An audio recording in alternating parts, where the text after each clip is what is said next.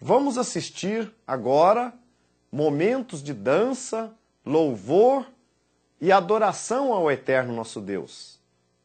São pessoas de várias partes do Brasil que estiveram em Curitiba conosco em nosso último concílio de 2005 e adoraram ao Eterno. Esse trabalho está gravado em DVD. Se você tiver interesse em adquirir, entre em contato conosco.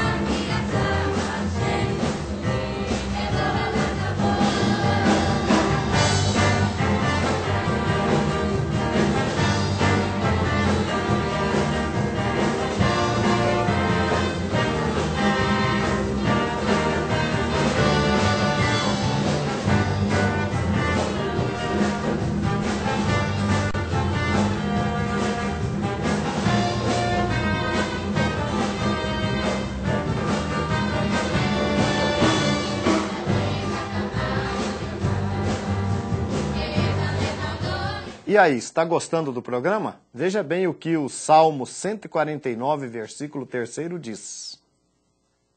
Quero que saibam louvar seu nome com alegria e dança, e com pandeiros e harpas, entoem-lhe melodias. Daqui a pouco, mais dança israelita em louvor ao Eterno nosso Deus. Fique conosco.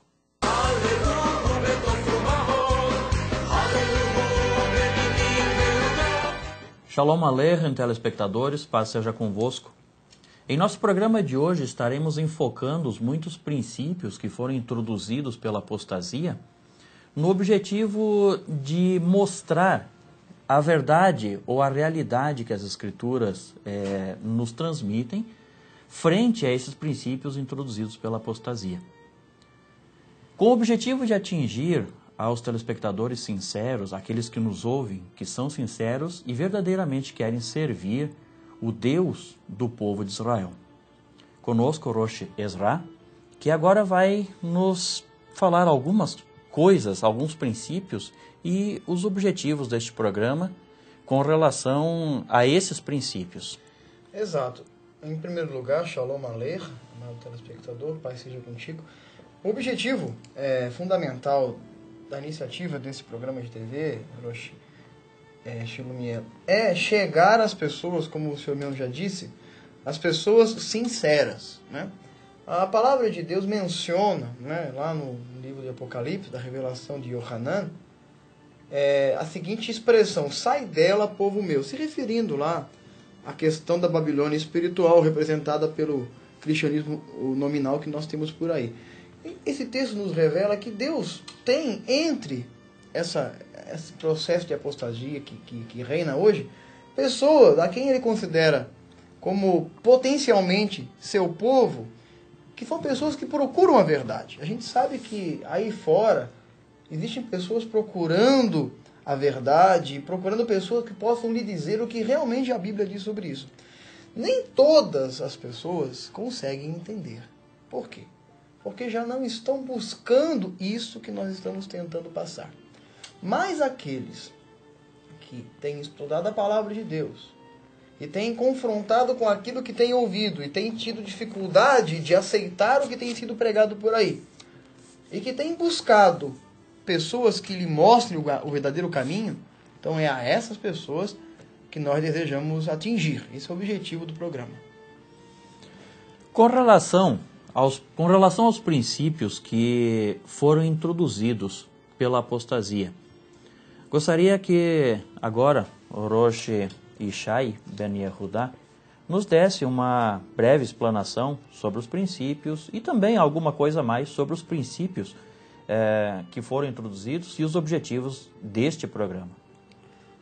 Conforme já foi dito pelo Rosh Ezra, né, que tem muita gente que quer servir a Deus. Tem gente que está atrás das suas origens, né? Pessoas que hoje são descendentes dos cristãos novos, ou dos Anusim, ou os Bnei Anusim? Bnei Anusim, os Bnei Anusim, que são os filhos dos forçados a uma conversão, que hoje estão em busca de suas raízes, mas que não querem abrir mão da fé em Yeshua, Jesus, não querem abrir mão, que acreditam que Yeshua é o Mashiach. Aliás, esse é um diferencial da nossa congregação, a gente deixa claro isso aqui, nós cremos em Yeshua HaMashiach, nós cremos em Jesus. Então, cremos que somos uma congregação israelita, que somos a congregação israelita do primeiro século e, portanto, cremos em Yeshua, congregação da Nova Aliança. Então, tem muitas pessoas que pensam estar seguindo a verdade, fizeram uma decisão nas suas vidas, né?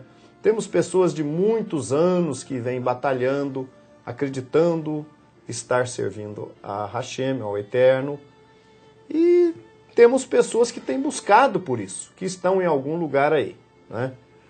E nesse tempo, nessa época, o Eterno tem proporcionado a nós, a esta congregação, um processo de techuvá, onde nós estamos resgatando as origens israelitas da congregação estabelecida por Yeshua. Essa congregação, ela está, na verdade, distante das religiões de hoje.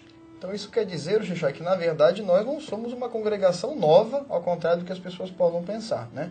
Nós cremos que nós fazemos parte de um remanescente, que vem desde a época de Yeshua, mas que nesses dias atuais tem então pregado essa mensagem e tem sofrido um processo de resgate de sua verdadeira identidade. E a congregação israelita, na verdade, ela não tem participação, não teve participação e não tem participação com os ensinos que surgiram em Roma, no cristianismo de Roma, apostatado, né? Convém que a gente explique para o telespectador que com a morte dos apóstolos de Yeshua, isso já tinha sido previsto por Paulo, por Shaul HaShalir, que a apostasia iria adentrar na congregação. E dentro da própria congregação surgiria essa apostasia.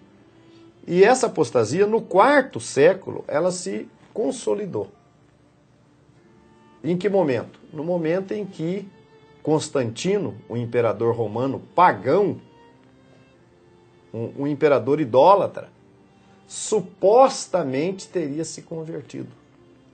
Teria ele visto, diz a história, que ele viu um sinal no céu, uma cruz, né? E uma palavra, com este sinal vencerás, então ele teria se convertido. Então ele estende a mão à religião naquela época, à congregação, já debilitada, né?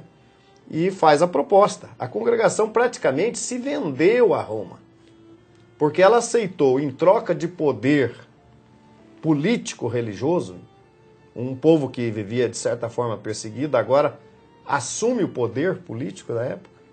Ela aceitou, em troca desse favor, aceitar toda a apostasia, os costumes pagãos da época. E ali começou a história, então, né? E aí veio uma série de ensinamentos que foram se introduzindo naquela congregação, mas convém a gente lembrar que parte daquela congregação não aceitou e foi a parte que foi perseguida da qual nós entendemos sermos parte desse povo.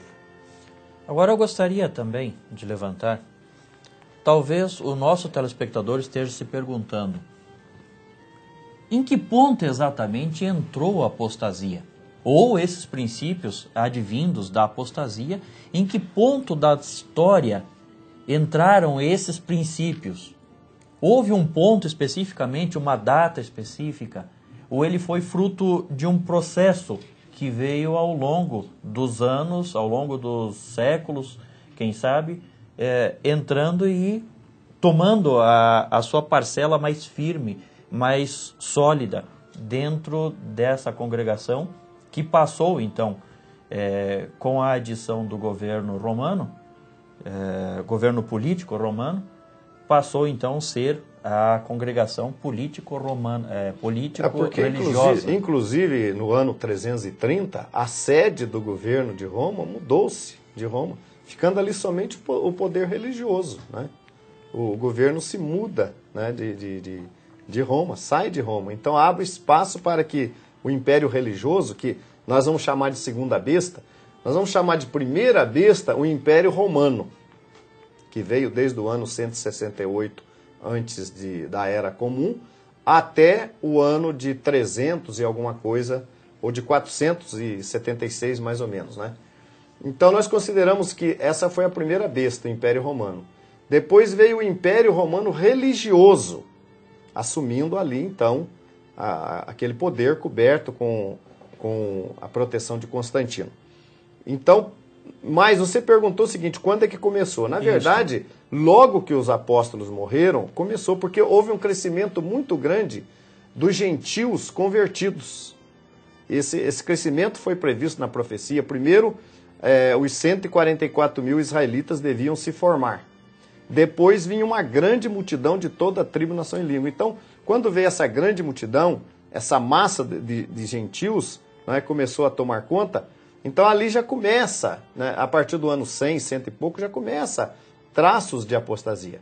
Trazendo uma bagagem, então, que se acentua a apostasia, que assume a condição de apostasia, então foi no quarto século, foi ali a partir de Constantino. E ali, de uma só vez, entraram vários princípios de apostasia. Por exemplo, no ano 321 da era cristã, Constantino decreta como dia do Senhor o domingo.